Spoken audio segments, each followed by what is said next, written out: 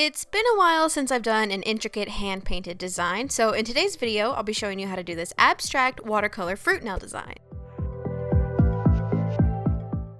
To get started, I'll first be applying my base color. For that, I'm using this really pretty pearl shade with little golden specks of glitter in it from Londontown Lakur. I purposely chose a sheerer polish so that I could build up the opacity but still be able to see a little of my natural nail. I think the translucency just makes the design look more delicate. For the watercolor designs, I will be using some acrylic paint. I'm not going to go in too much about the paint in this video because I have an entire 101 video dedicated to acrylic paint. And my secret weapon for watercolor designs is this bamboo brush from Winstonia. Watercolor designs are so much easier to do with this brush because the bristles hold lots of water and paint. So first up, we'll do some cherries. I'm starting with a red paint that I added just a tad of black to and I watered it down. I'm using that to make tiny little circles all over my nail, and I did pairs of cherries and some single ones, but I made sure to space them out evenly. Next, I took a little bit of a darker red paint and I added a little spot on top of the cherries where the stems attach. And try not to over manipulate the colors, just place a small amount down and let it dry, then add more once it's dry. Adding too many colors into wet watercolor will give you a muddy puddle. Then for the stems, I switched to a tiny detail brush and just made very thin, delicate lines. Again, make sure you let each color dry before moving on to the next color to prevent them from bleeding. Next, I added some green leaves to the stems. As you can see, I also made some pieces of cherries continuing off my nail for a seamless pattern effect. And lastly, I'm just using a tiny bit of white paint to add a little highlight to the cherries.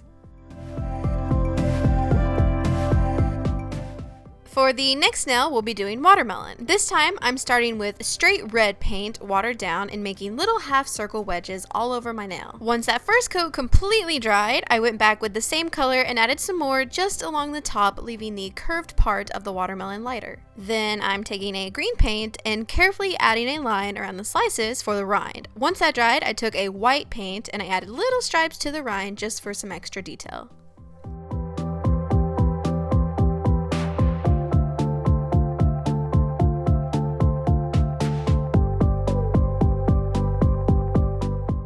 Finish with black dots for the seeds, and that's how you do the watermelon.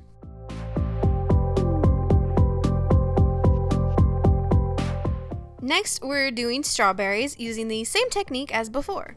I honestly wasn't super happy with how these strawberries turned out because they looked a little too messy for my liking, but that's kind of the beauty of watercolor. Each one is different and they're beautiful in their own way. So don't try super hard to make them perfect, just have fun. Enough of the cheese. On my accent nail, I'm going to do a wash of the red color. It took about 3 coats to build up the red, and then I went back in with pink paint and I spotted it around just to give it some texture.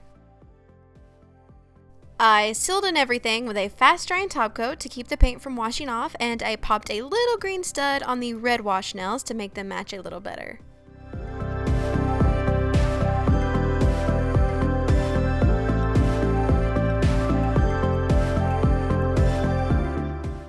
And that's it. It's really not super hard. You just have to be patient and let the paint dry between layers and know how to use the paint. And if you need help with that, you can just click on this video here.